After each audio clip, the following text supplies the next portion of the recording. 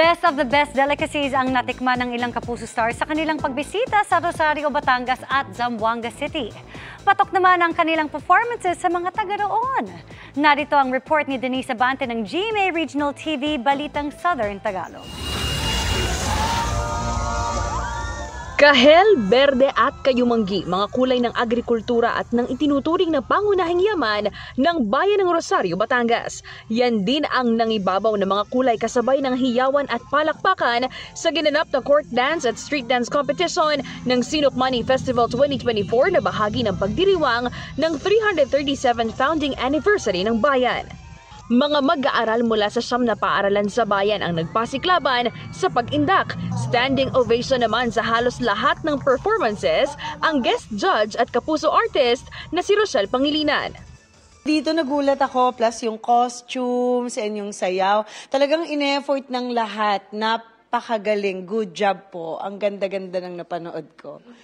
Thankful din si Rochelle sa mainit na pagtanggap ng mga taga-Rosario.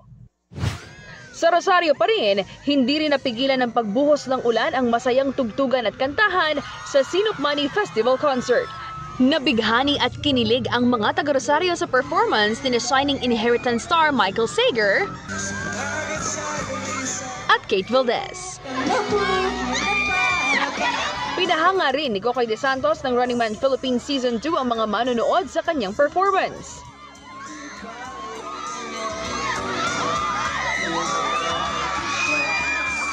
Hindi siyempre kumpleto ang fiesta experience kung hindi matitikman ang ipinagmamalaking Sinukmani ng Rosario. Feeling ko bumalik ako dun sa probinsya namin eh.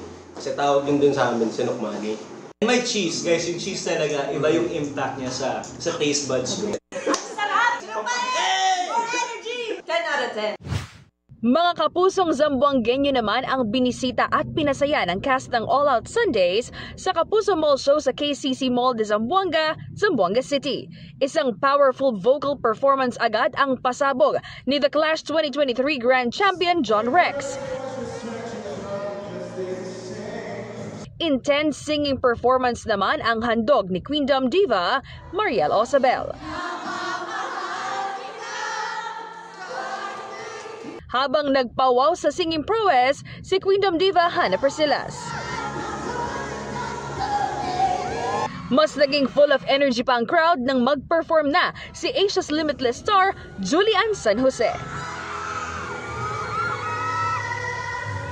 Craving satisfied din sila nang matikman ng isang sikat na traditional Muslim delicacy na lokot-lokot na gawa sa ground rice, asukal at tubig. Masarap. Actually, isa to sa mga pagkain before na kinakain ko na like nakalimutan ko na yung ano yung tawag. Hindi siya ganun katamis.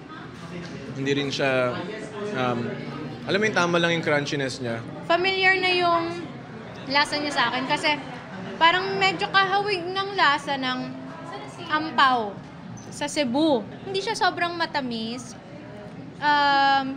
Tapos andun yung lasa ng Rice Krispies. Magbalon ko ani. Lami siya. Maglami ni sa kape.